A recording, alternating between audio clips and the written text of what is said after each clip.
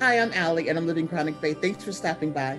Today, I'm so excited to share with you a guest who is a sweet friend of mine named Sydney Montgomery, and she's going to share with us about the kind of work-life balance that many of us deal with as we're living with and managing a chronic condition. So, welcome, Sydney. Thank you for being with us.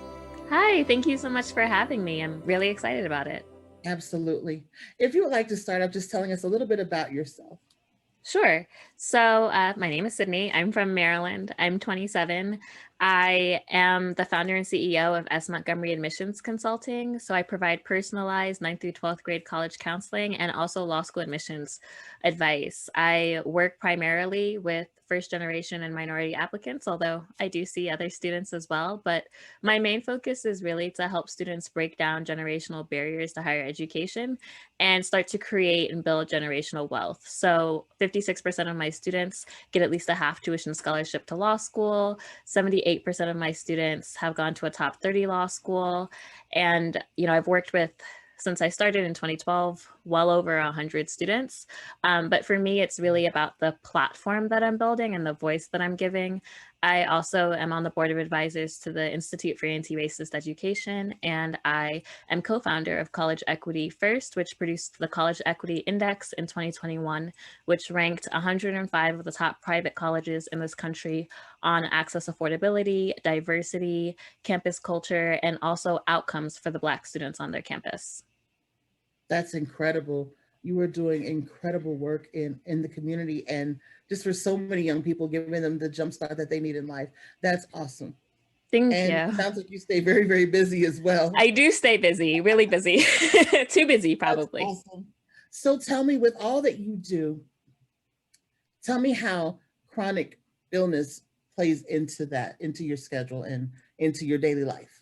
Yeah. So, my story is definitely a little, I guess, maybe it is traditional.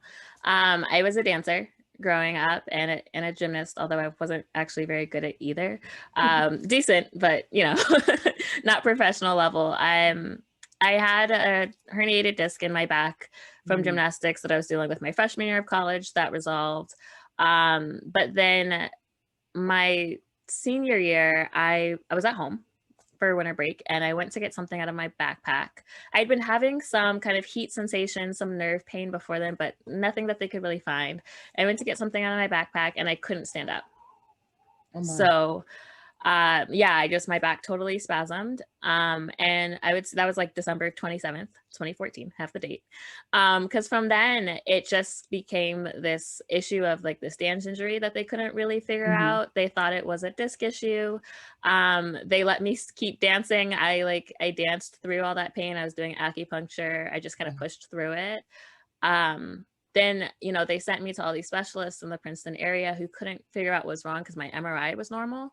Mm, So, they did all these, steroid injections, and they were like, okay, well, when you go to Harvard, because I went from Princeton to Harvard Law, they were like, when you go to Harvard, we have a doctor there, Dr. Lauren Elson, who's fantastic. She's head of the dance medicine program. When you go there, see her. Of course, she had a wait list. So I right. got to Boston. I'm a 1L, and they had given me a bunch of codeine. So I'm like, taking Tylenol with codeine basically every day. I start some PT. I end up getting in to see Dr. Demacor at Boston Children's, who diagnoses me with all this hemipelvic tilt, SI joint Um, dysfunction, all this stuff. So I'm working with Dr. Elson. I'm working with my PT. They did another round of injections, which went really horribly, and I like couldn't really walk. So I took my first semester exams like from my bed basically, and I was using my Swiffer as a like oh my cane because goodness. they didn't give me like crutches. And I had friends who were like printing out outlines for me. It was definitely, there was a lot going on my first year, just trying to figure out what was going on. And to be honest, um even when they kind of sort of got a diagnosis, my pain would be really migratory. So for probably all of my 3 years at Harvard, I went to the PT twice a week at least. At one point, I was traveling to Wellesley for gyrotonics. I was traveling to Waltham for pelvic floor PT. I was seeing a chiropractor once a week. I was seeing Dr. Elson. I was seeing all these people And I was being in Ubers like all the time. My section leader told me that there were funds actually um, available. So Harvard did reimburse my medical costs because I was also doing massages once a month. And Mhm. I was just trying to do basically everything that I could, but I was in, a lot of pain, but I was Absolutely. also in school. So, I was just kind of like, okay, we'll just figure it out. They took me off of like everything. They were like, "No dancing, no exercising, Right. no nothing." Because they couldn't figure out what would make it worse or what would make it better. Um, my second year, Mhm. or I think maybe the end of my first year, I also started having, like, really debilitating fatigue, Mm. and they were like, "Oh, law school is stressful. You're probably just tired." And I was like, "I really don't know." I had some sleep studies done, and that came back normal, so I was like, "Okay." So I saw an integrative medicine doctor, and she prescribed me a bunch of things, and I went home for the summer, right? And I came home, and I worked at Maryland Legal Aid, and I, was very active. But my parents had to help me. They had to drive me to and from my internship Mhm. because I was just really tired and I was in a lot of pain. And they couldn't quite figure out. I ended up seeing an infectious disease doctor at Mass Gen who was like, "Oh, you previously had Lyme." So she gave me some antibiotics for that, but that didn't really seem to help anything. So I'm kind of always like juggling these two things. And, I ended up getting to the place where I could dance, and I did dance. I co-choreographed the law school parody my 3rd year, but I also, like, sometimes took Percocet, like, when I had pain flares, and it would be kind of like I was good one day, and then I would get up from a chair, and then I'd have this pain that lasted for 2 months, Yeah. right? It would just be, like, just like that, like, "Oh, I can't walk right now." Um, and I am, like, shuffling myself to, like, student health, trying not to, like, make a scene so that no one's like, "What's wrong with you?" I'm like, "I'm fine, just gonna go there and figure that out real quick, but I'll be back for class." I was really just trying to not let my health, keep me from any opportunities and any, like, social events. Like, I didn't wanna miss anything, and Right. they also couldn't figure out what was going on. So I graduated. Well, actually, Incredible. I was misdiagnosed with narcolepsy my 3rd year of law school, Oh, which was, like, incorrect, but also was a whole thing because then I'm, like, telling my friends, "Oh, I'm tired because I have narcolepsy, and also I have this random pain everywhere that they can't figure out." But I graduated from law school, and I clerked for a judge, on the Montgomery County Circuit Court, and I started having way more symptoms, I think because I had mm, fashioned my schedule in law school such that I stacked my classes, so I had classes like 2, maybe 2.5 days a week, but I had a lot of space, one, to go to doctor's appointments and, also to sleep in till 9, and I did a lot to move my schedule around, and I didn't actually realize I had done that in college as well. But it just was second nature to me. It was like, "Oh, I just like having space." But mhm. when I started clerking, I mean, that's 8:30 to 6 every day, right? You're in Everything. before your judge, you're out after your judge. And I started developing rashes, I started developing nerve pain, Mhm. I started developing all these things that, finally someone was like, "You need to go see a rheumatologist," who at first did diagnose me with lupus. Mhm. And that's sort of been walked back a little bit. But so we were kind of dealing with that. And then I had been consulting, but I knew that I needed to go somewhere that had good health care. I didn't end up actually doing that, but I went to a small family law firm because I was really concerned about finding a place that was going to be okay with my health challenges. And it was a Mhm. firm of all women and mostly moms. So I was like, okay, great, they'll understand. Right. Um, and it was really a challenge, right? And not to say that they weren't understanding, but the law firm life was such that I wasn't hitting my billables. My health really deteriorated. Mm. I ended up, having to go to Hopkins for the nerve pain. I'm getting diagnosed with small fiber neuropathy. I was having all these hives. I was still having lots of pain. I was like sitting on the floor of the law firm because like I couldn't sit in my chair. There was just like so much that was happening that it, and then I wasn't hitting my billable hours, right? So I was really struggling. As it turns out, I actually have also ADHD, which was undiagnosed at the time.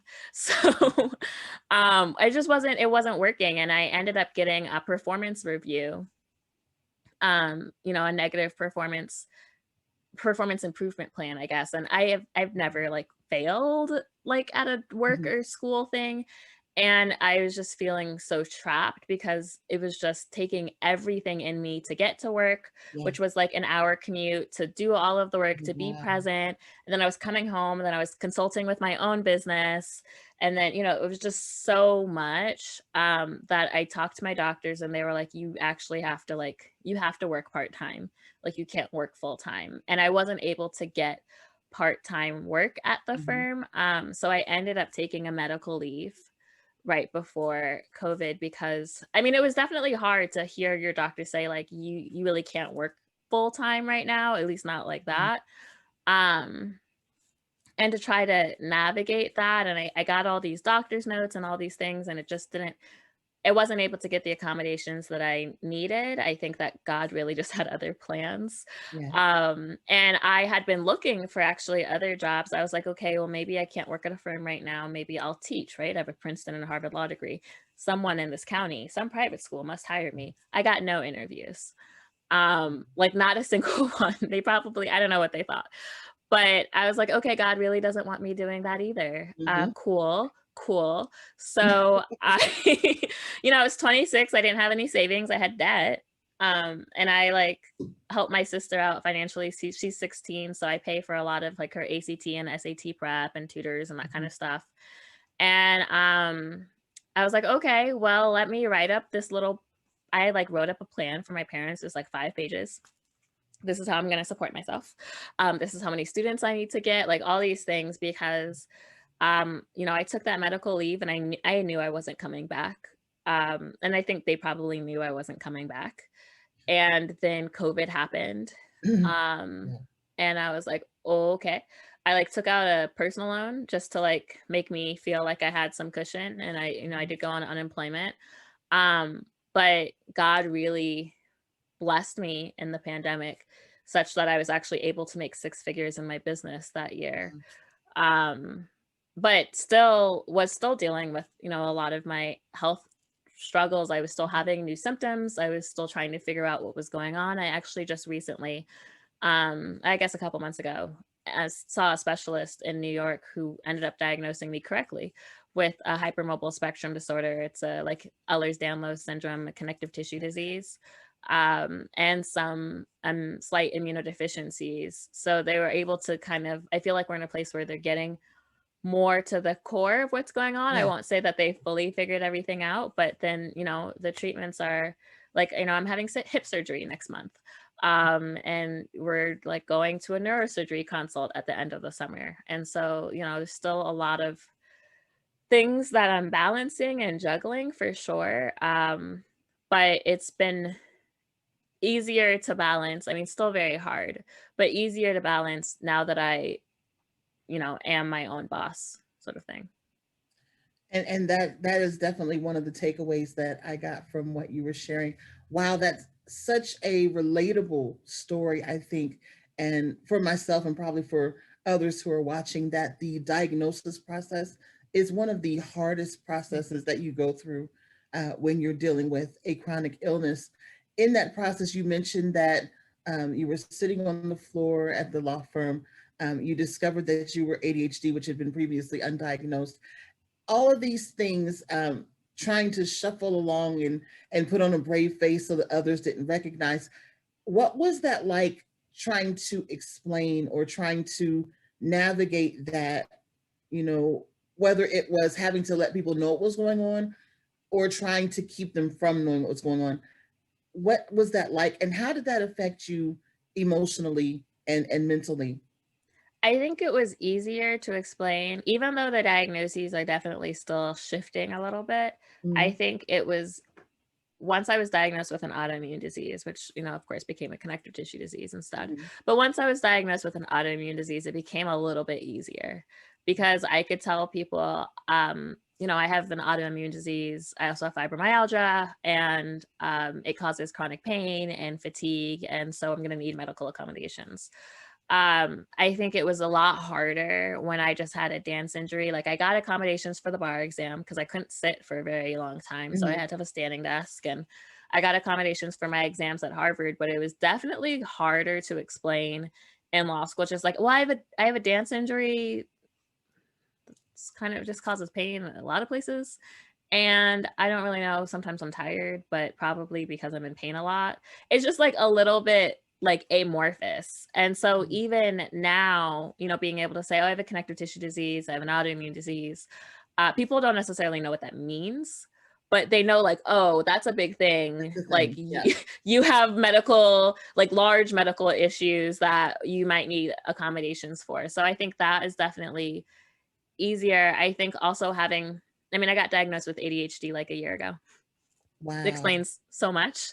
But but I didn't know, because people would say, oh, well, you can't actually have ADHD. You went to Princeton or Harvard Law School. You obviously didn't struggle in school, right? And I think that is something that I've always had to deal with. It's like I have all these health issues, yes, and they are limiting, and there are days when I don't feel good, but most people just see like, okay, but you're running a really successful business. You went to Princeton or Harvard Law School. Like you can't be suffering that much. And so I think there's Mm. definitely a tension there. I guess I sort of compartmentalize.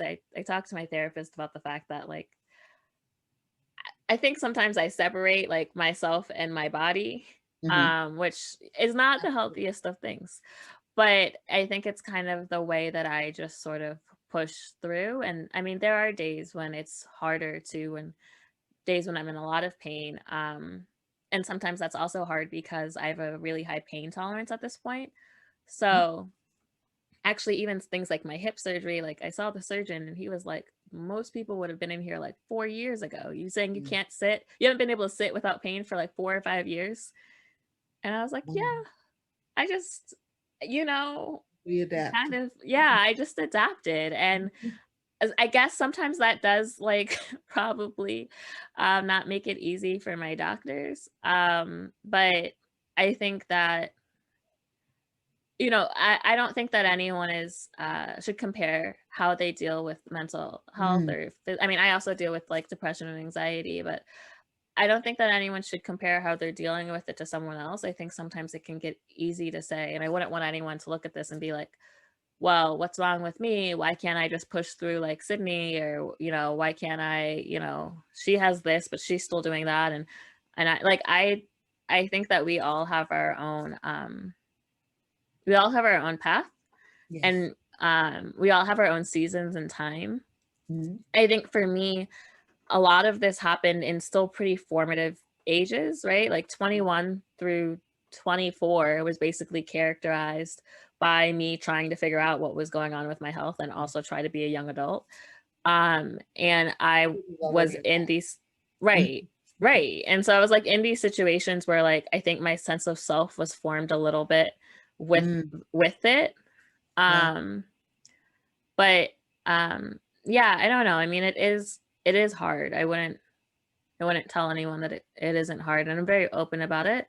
I'm very open about sharing it with my students and social media and that sort of stuff, because I think it's important that people don't like say, oh, Sydney's life is perfect. Like my life is not perfect at all.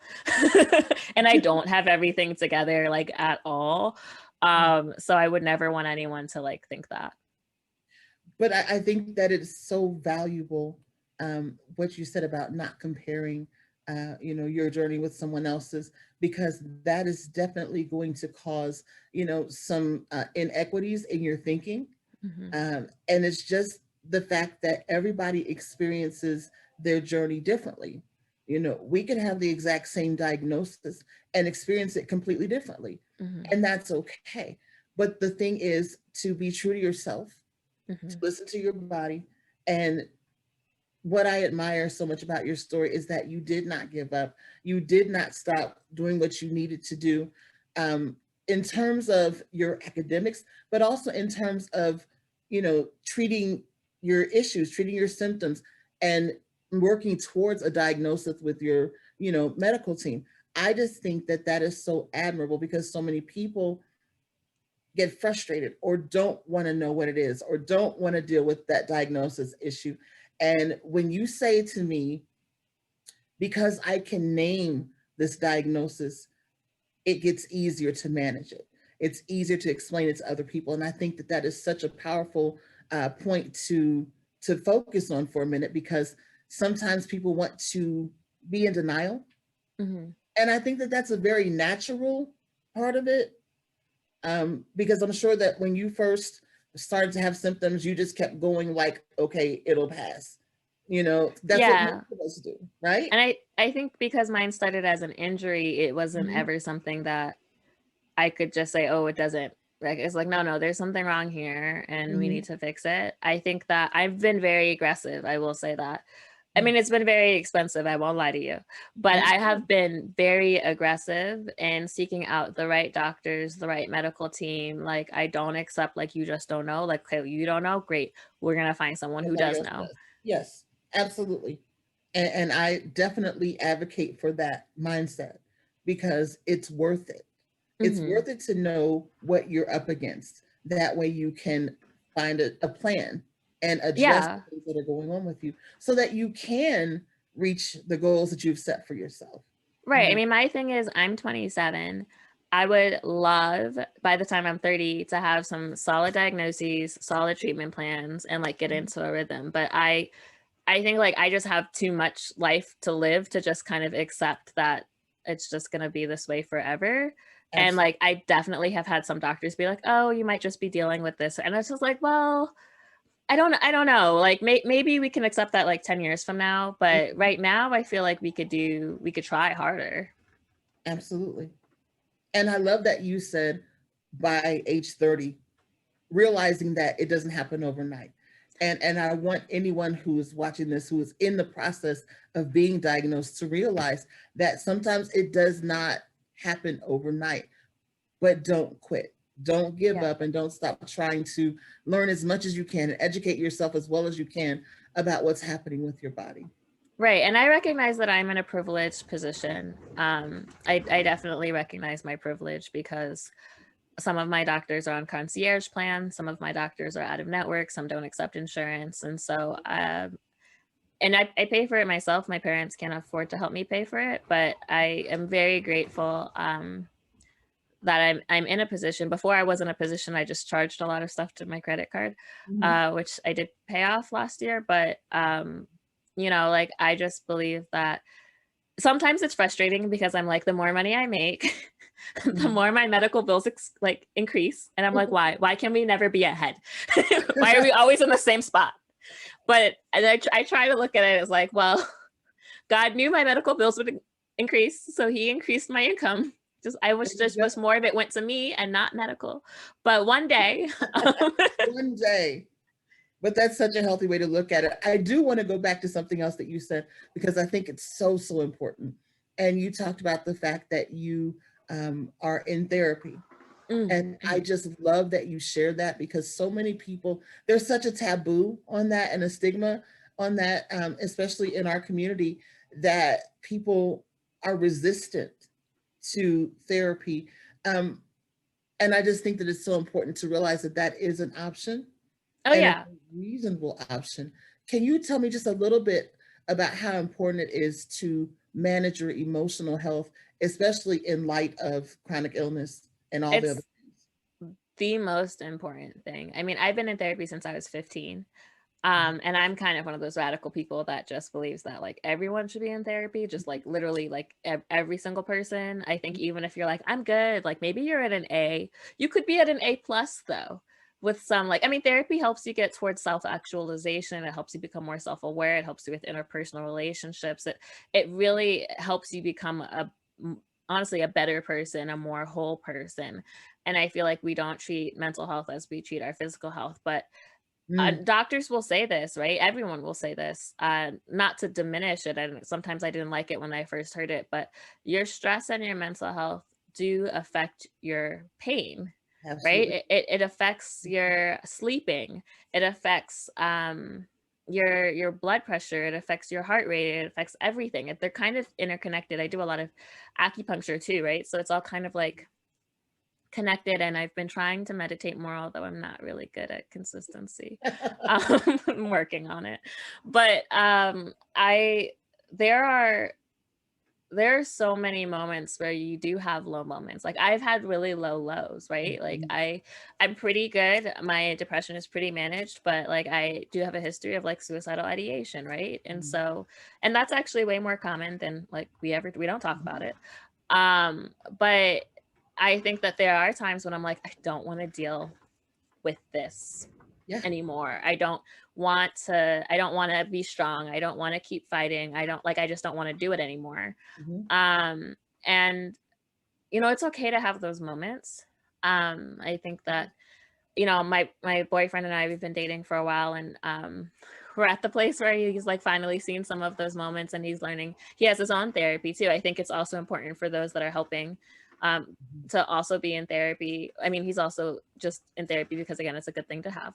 But learning how to best be supportive, and also recognizing that there's an emotional toll from being in a relationship with someone who has these chronic illnesses. But I think that I consider my therapy like maintenance, right?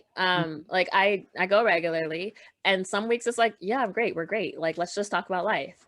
But I think when you have chronic illness and you have chronic pain, or maybe at least the way mine is, you can be good, and then like you can just be not good, like randomly, like I had a pain in the back of my head for like 3 months that just like started randomly one day, right? Mhm. And so I feel like because of that random nature of how pain is, it's not something where I'm like, oh, I'm only going to have therapy while I'm having an episode, right? Because that would Mhm. just always be stopping, starting, and that would just be really inconsistent.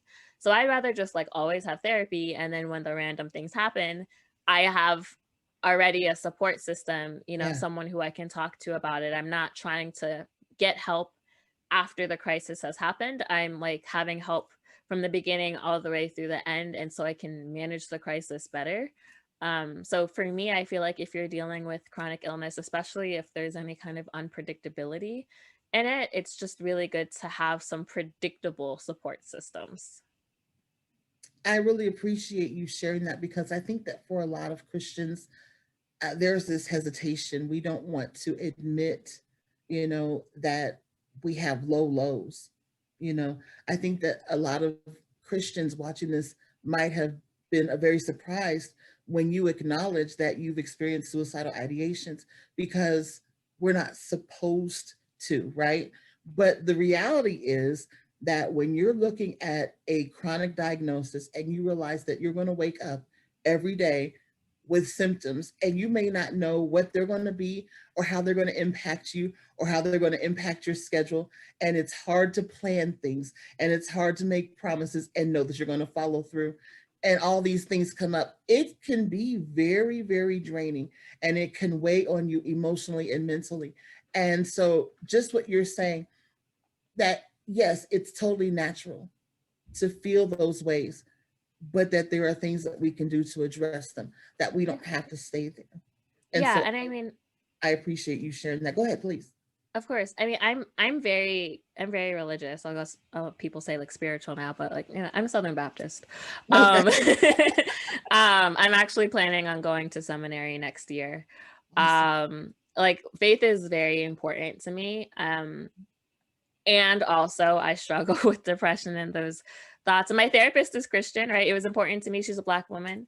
Mhm, Shout out to her. She's mhm. phenomenal. She also has fibromyalgia and chronic Oh, autoimmune. So it was really good connection. But I feel like you can meditate and pray, right? mhm, You can go to therapy and pray. I think that God has given us support tools, and having, if that's something that you struggle with this concept of therapy with your face, I would encourage you to seek out a Christian counselor, someone who can remind you, well, what does God say about, that? Or have you prayed about that lately? Because sometimes I'm not gonna lie to you here. I'm gonna be real 100. I went through a period about 2 weeks ago where I had trouble praying. I was just so angry and so sad, and so just I was just like, I don't even know. Like I didn't even have like good prayers. I was just like crying. And I talked to my therapist about it. I was like, I tried to pray. I just cried instead. I don't think that counts. Um, and, and I mean, she's not my pastor or anything. I do have a pastor and spiritual guide, but it's just good sometimes for us to realize that, one, things like depression and anxiety, more so depression, it's a chemical imbalance in your brain, right? So it is like literally a mental health issue. Mhm. It's you cannot, just like I cannot pray away, although you can pray on your physical health and God does heal miraculously. Absolutely. Um, but it's something that you still should seek the help with a mental provider on. But I will be honest and say that I'm still working on my faith in the area of healing. I have big faith for a lot of things God has done above and beyond, especially with my business. I mean, the fast-paced nature of my business, right? Like I went full-time in April, but really we'll call it June. I made, you know, over $100,000 in that 6-month period. I was able to write a lot of pieces on systemic racism in education. I was named the 2020 Making a Difference Award in the Professional Association, and the 2021 Counselor of the Year this year. Like all of that is literally only God, because that was not in the little plan that I wrote my parents. So I can see that I have big faith for certain things. I feel like if you say, do you have faith that God's going to bless your business? Absolutely. Do you have faith that you're going to touch people's lives with this? Absolutely. Do you have faith that you're going to be healed? Yes. Mm. um, yeah, I have absolute faith that God can heal me. Mhm. I think I'm struggling with the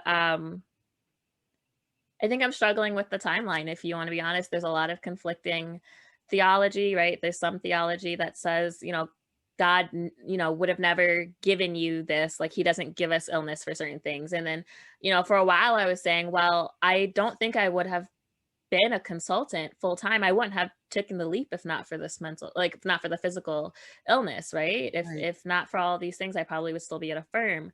But but then am I saying that God let this happen, or maybe he just used it? Yeah, there's so many different ways to look at it, and I don't really know how to look at it. I know that he can heal me. That's the part that I have faith in.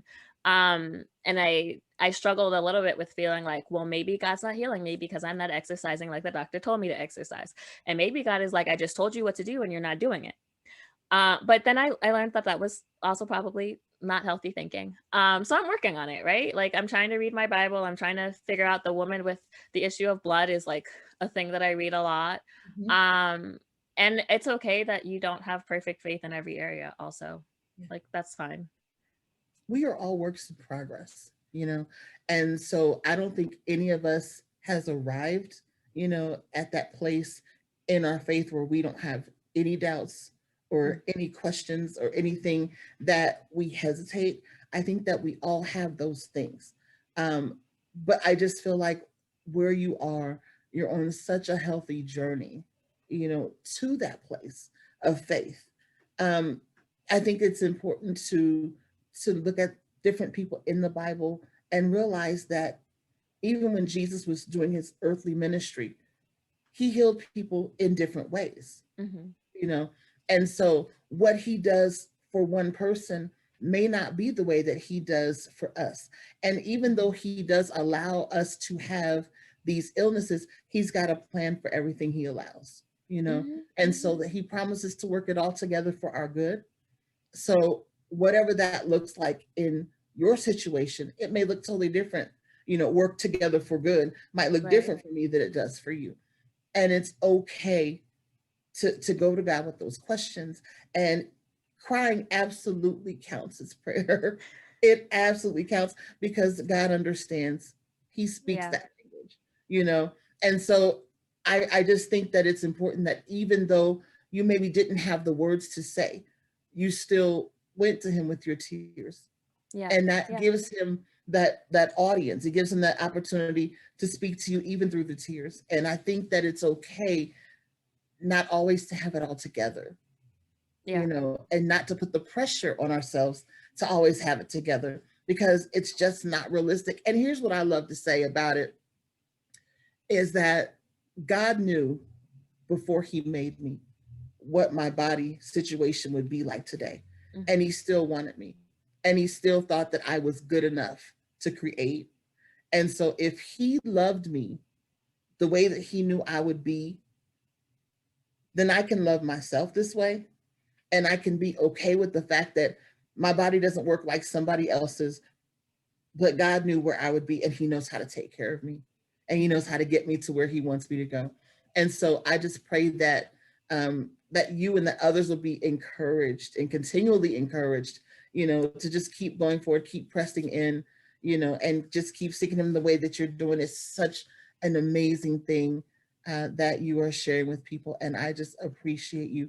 Will you share just one more thing with us, and that Of is, course. when you are having those moments, or when you are dealing with the struggle and it's 100% real, what Bible verse encourages you? I really, really love Philippians 4:6. Mm, Um, you know, be anxious in nothing, but in everything, go to God with prayer and supplication and thanksgiving, and He will, hear your needs. I think the be anxious in nothing part, whether it's I am feeling like I have bills and I don't have enough money, mm, um, that frequently happens. Or whether I'm feeling like I just, I don't know what to do with the health, or honestly, even when I'm in those really low moments, um, I just try to remember like all that God has done for me, and just like remind myself that, and remind myself how far He's brought me, and sometimes even remind myself of the last time I was in a low place.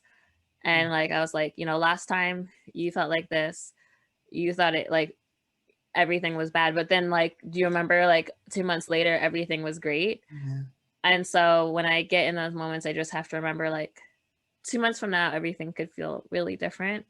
absolutely. And just to like, just to try to not fixate just on the moment, and how hard it is and how painful it is. I mean, for me, it like is a physical like pain when I get that sad. Mhm. But to just, focus on the fact that like there is a morning, there is a joy.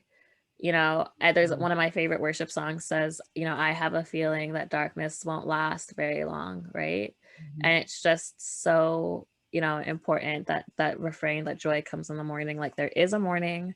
It might not be like 2 weeks from now, but Yeah, like there is a morning, and it does get better. And that my pastor said that all of your trials, they're just testimonies, right? They're just faith building blocks. And so, you know I can speak about how good God has been to me even with all of the trials that I've had, and someone can come to Christ, and that, that is a gift, really.